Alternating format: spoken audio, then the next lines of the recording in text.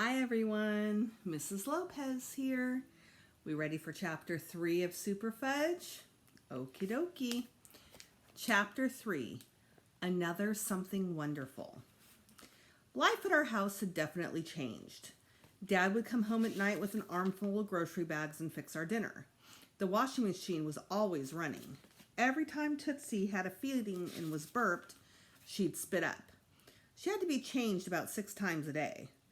Fudge started wetting his pants again, and then his bed. Mom and Dad said he was just going through a phase and that if we were patient, it would pass.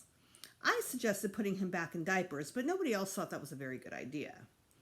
One afternoon, Mom started to cry, right in front of me. "What's wrong?" I asked.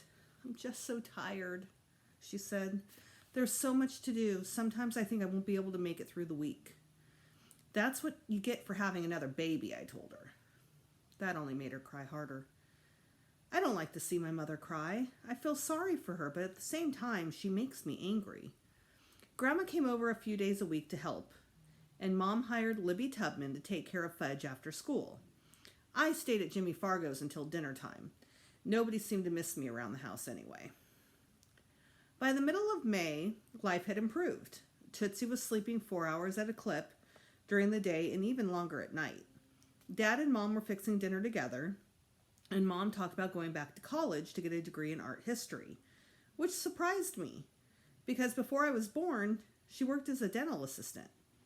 "Why art history?" I asked. "Because it interests me," she said. "What about teeth? Aren't you interested in teeth anymore?"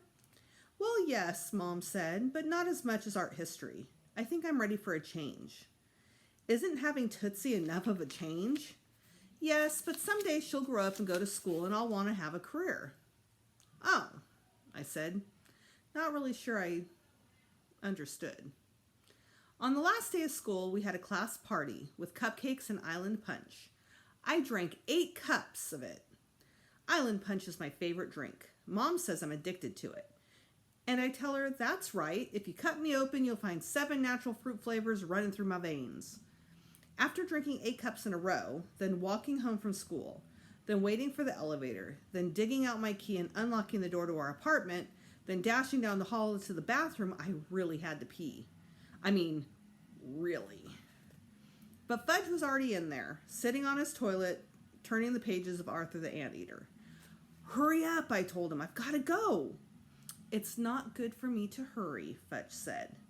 So I ran to Mom's room, but the door to her bathroom was locked. "Mom," I called, banging on the door. "Can't hear you," she called back. "The shower's running. I'll be out in 5 minutes. Check on Tootsie, would you?" So I ran back to my bathroom, but Fudge hadn't moved. "Come on," I said. "This is an emergency. I drank 8 cups of island punch this afternoon." "I drank 2 glasses of Choco. How about getting off for just a minute?" "It wouldn't be good for me," he said. "Come on, Fudge." "I can't think when you're in here," he said. "What do you have to think about?" "Making." I could have lifted him off, but now that he's stopped wetting, we're all supposed to encourage him to use the toilet. So I ran down the hall again, thinking Tootsie has it easy. She just lets it out whenever and wherever. Then I remembered that my teacher had read us a book about life in England in the 18th century. People used chamber pots instead of toilets way back then. I wished we had an old chamber pot handy. I was getting desperate. I ran into the living room and looked around. We have a big plant over there in the corner. It stands more than 5 feet high. Should I wondered. No, that's disgusting, I thought. But when you've got to go, you got to go, I reminded myself. I loosened my belt buckle. As I did, Fudge called, "Okay, Pita, I'm done. You do the flush." Fudge refuses to flush the toilet. He's afraid he'll go down in the drain too. But that wasn't the time to try to convince him he was wrong. I raced down the hall and relieved myself. Fudge watched. He was really impressed. "I never saw so much at once," he said. "Thanks," I told him. That night we were all sitting around the living room watching TV. I was holding Tootsie on my lap. She let out a soft little sigh. She's a lot like Turtle when he's asleep. I can tell what kind of dream he's having when he makes noises, by having the noises he makes. And sometimes when he's having a nightmare, he cries out and shakes.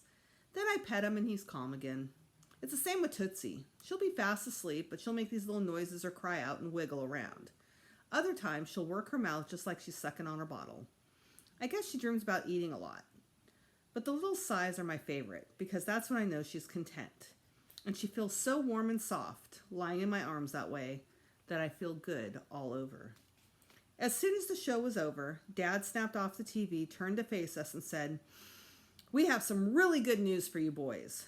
"Oh no, not again," I said, looking down at Tootsie. Mom and Dad laughed. "Something different this time," Dad said. "Is it interesting?" Fudge asked, racing his little cars across the floor. "Vroom, vroom, vroom." "Yes, it's very interesting," Mom said. "Well, don't keep us in suspense," I said. "Let's hear it."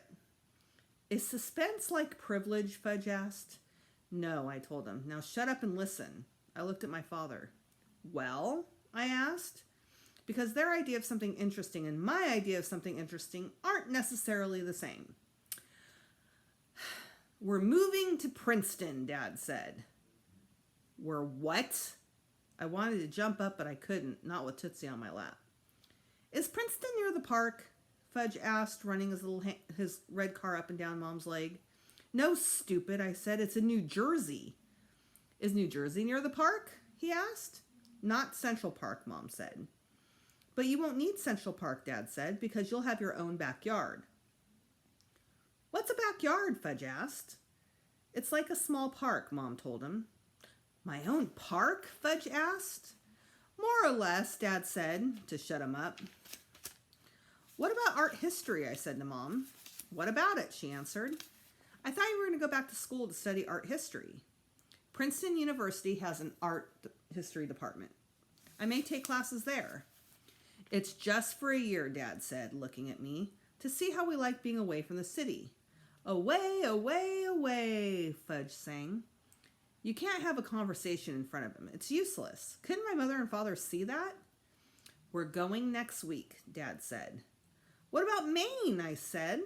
"We always go to Maine for 2 weeks in the summer." M-A-I-N-E spells Maine, Fudge sang. M-A-I-N-E.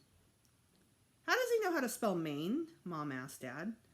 "I have no idea," Dad said. "So what about it?" I pressed. "Are we going to Maine?" "We're going to Princeton instead," Dad told me. Instead, Fudge babbled. "Shut up!" I yelled at him. And then I said just as loud, "I hate Princeton!" "You've never even been there," Mom said. "Oh, yes, I have. We went to visit some dumb friends of yours, and they served us this disgusting dinner, shrimp and mushrooms and spinach all mixed together, and I was hungry, but they wouldn't give me anything else to eat. Not even an extra piece of bread. I remember." "Oh, that's right," Mom said. "I'd forgotten all about that day at Millie and George's house." "You forget everything important." "Look, Peter," Dad said, "we were hoping you'd be pleased about Princeton. We've already rented a house there. In fact, we've rented Millie and George's house. They're going to Europe for the year." "That old dump?" "It's not a dump. It's a beautiful old place, and we've arranged to sublet our apartment. So I'd like you to keep an open mind about this." "Open, open, open," Fudge sang. "You should have told me before, just like you should have told me about Tootsie as soon as you knew.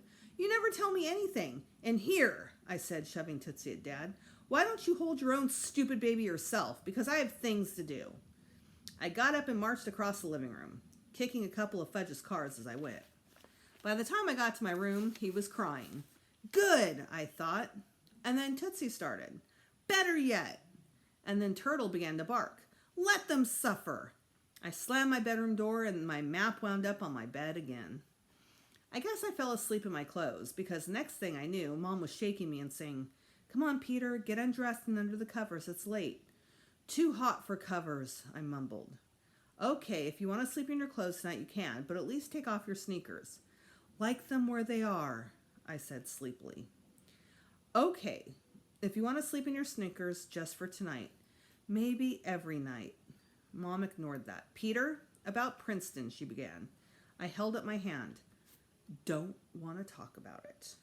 "You don't have to talk, just listen." "Too tired to listen." "All right, we'll talk about it tomorrow." "Anyway, nothing I can do about it, just like Tootsie. Nothing I could do about her either." But you don't mind her now, do you? Getting used to her. And you'll get used to Princeton too, you'll see. Then she started telling me about where I'd go to school, but I was still half asleep and not really listening until she said something like, having your little brother in the same school. And I sat up, suddenly wide awake. What did you say? About what? Just now, about Fudge in school. Oh, we've had him tested. And even though he's a little young, we're going to be able to enroll him in kindergarten. After all, he's had a full year of preschool. And you know he can count by tens and recite the alphabet, and he knows his months and days of the week and colors, and he can even spell Maine. Yeah, I said. We all know the kid's a genius.